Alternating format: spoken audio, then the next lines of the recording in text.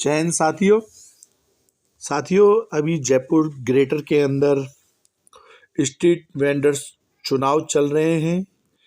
यह चुनाव जयपुर ग्रेटर के समस्त स्ट्रीट वेंडर्स के द्वारा एक 10 सदस्यीय कमेटी के चुनाव करने हेतु हो रहे हैं।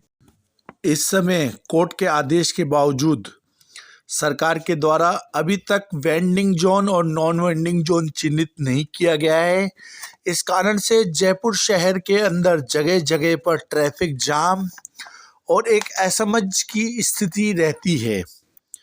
आमतौर पर वेंडिंग जोन और नॉन वेंडिंग जोन चिन्हित नहीं होने के कारण नगर निगम प्रशासन और कुछ धूर्त राजनेताओं के द्वारा इन्हें परेशान किया जाता है और कुछ गुंडा तत्वों के द्वारा इनसे एक अवैध वसूली की जाती है। कुल मिला के इनके हितों की बात आगे पहुंचाने के लिए इस समय ये चुनाव हो रहे हैं।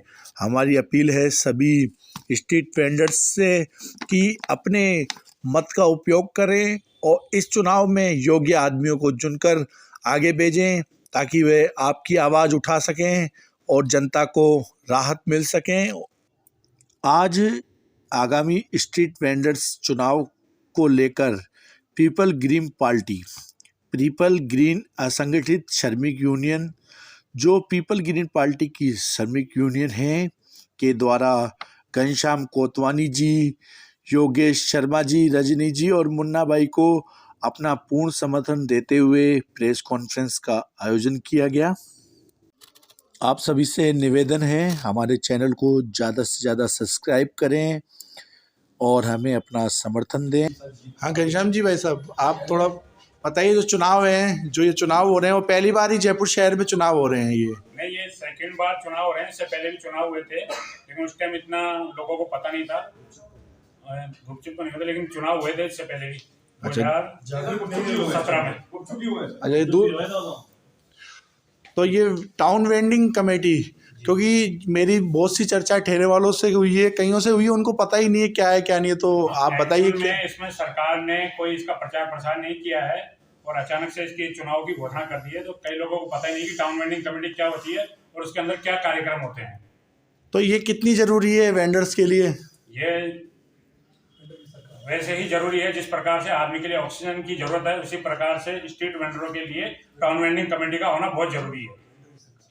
तो अगर आप इसमें सदस्य को भेजते हैं तो आप लोगों की प्रथम प्राथमिकता क्या रहेगी इसमें? प्राथमिकता ये रहेगी कि स्ट्रीट वेंडर का सम्मान लौटाया जाए और स्ट्रीट वेंडर को जिनको अतिक्रमणकारी कहा जाता है, तो हम ये चाहते हैं कि स्ट्रीट वेंडर को स्वरोजगारी घोषित किया जाए। वो समय के बलबूते पर सारा काम करता है, इसमें सरकार का कोई लेना देना नहीं होता, न सरकार की तरफ सहायता मिलती है, बल्कि माफिया की तरफ से इनको धमकियां दी जाती है।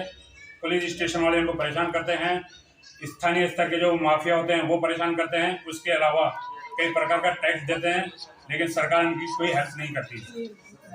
और कुछ कहना चाहते हैं आप?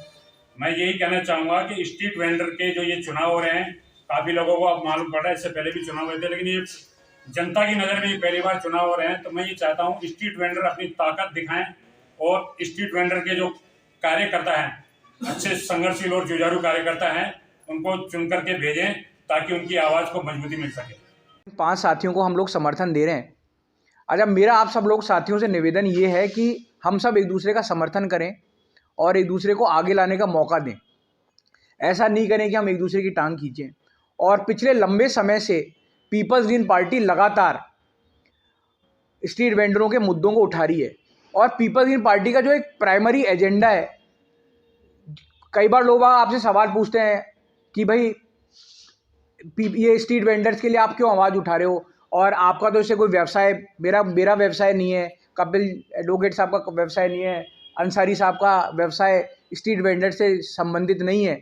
मगर महत्वपूर्ण बात यह है कि आप वो लोग हो जो उद्यमी हो।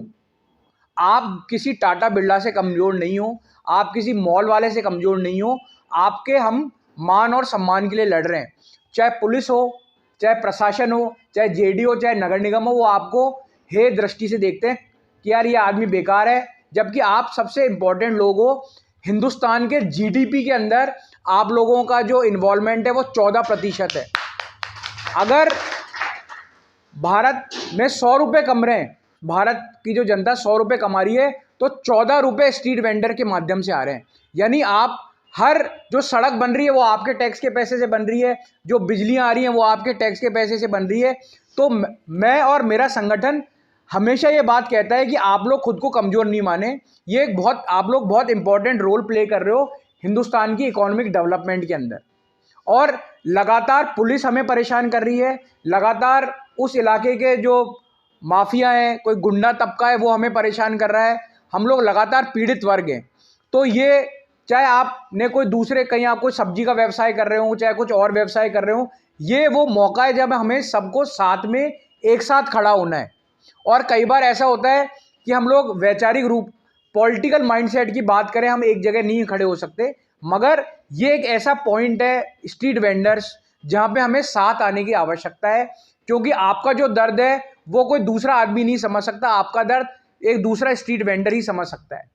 और लगातार सरकार आपके साथ धोखा करती आई है। अभी मैं एक बात को बता रहा था कि जब कोरोना काल आया और स्ट्रीट वेंडर्स कुछ नहीं कर पाए, तो केंद्र सरकार ने बजट अलोकेट करे कि इन लोगों के को पर मंथ 1500 से 2500 रुपये दिए जाएं।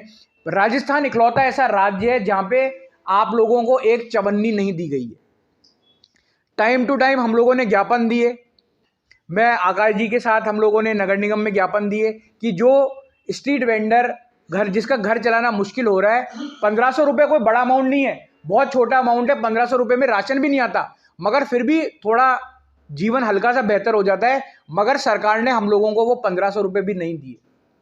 तो ये वो मौका है जब इस इलेक्शन के अंदर आपको आगे से आगे बढ़कर मजबूती के साथ प्रयास करना चाहिए कि हमारे जो प्रत्याशी लोग हैं, हमारे जो 5 प्रत्याशी हैं, वो हर हालत में चुनाव जीतें।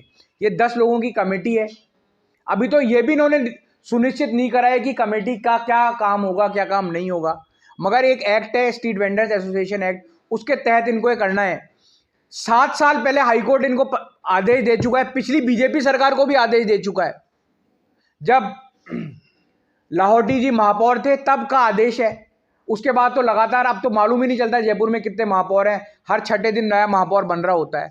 मगर जो सरकारें हैं उनको बिल्कुल उनके कानों पे जू नहीं रेंग रही। जो वेंडिंग जोन है उसको नॉन वेंडिंग कर देते हैं, नॉन वेंडिंग को वेंडिंग कर देते हैं। कोई इनका धर्म ईमान नहीं है। अगर हम लोग नहीं जागे, अच्छा पहले लिमिटेड जरा से लोग काम कर रहे थे, अब आसपास के राज्यों में इतनी ज़्यादा बेरोजगारी है, राजस्थान के अंदर स्वयं सबसे ज़्यादा बेरोजगारी वाला राज्य है। तो लोगों के पास जब काम धंधे नहीं है तो उनको लगता है हम कोई दुकान लगा लें, कोई ठेला लगा लें, तो उन लोगों का प्रेशर यहाँ पे है। सरकार इस प्रेशर को मैनेज नहीं कर पा रही और हम स्ट्रीट वेंडर्स एकजुटता की हमारे अंदर कमी है। हमें दिखाना होगा कि स्ट्रीट वेंडर चाहे वो कोई मुरलीपुरा में बैठा हो कि कोई वो सांगानेर में बैठा हो, जब तक आप एक दूसरे के दर्द को नहीं समझोगे तब तक प्रशासन और उस इलाके का गुंडा आपको परेशान करता रहेगा। तो ये मौका है जब आपको ज़्यादा से ज़्यादा अपनी ताकत दिखानी होगी और हमें सफलता तभी मिल सकती है और पूरा प्रयास करना होगा कि हमारे 5 प्रत्याशी इस इलेक्शन को जीतें। धन्यवाद।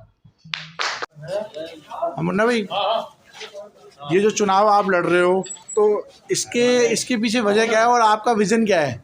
आखिर आपकी सोच क्या है कि आप वेंडर्स के लिए क्या काम करना चाहते हो? इस कमेटी के थ्रू आप सरकार के आगे कौन सी आवाज़ उठाना चाहते हो? सबसे पहले तो मैं लाइसेंस बनवाऊंगा, उसके बाद वेंडिंग जोन बनवाऊंगा और जितनी भी राज्य सरकार और केंद्र सरकार की स्कीमें चल रही हैं उनको मैं लागू करवाऊंगा। घनश्याम जी और मैं मिलके एक दूसरे का प्रचार इसीलिए कर रहे हैं कि मैं माइनॉरिटी की तरफ से आता हूँ, घनश्याम जी सिंधी समाज से आते हैं। तो ये घनश्याम जी ने भी कहा भाई आप अपना प्रचार दमखम से करो, स्ट्रीट वेंडरों को जितना भी ये जगाओ और अपनी ताकत दिखाओ।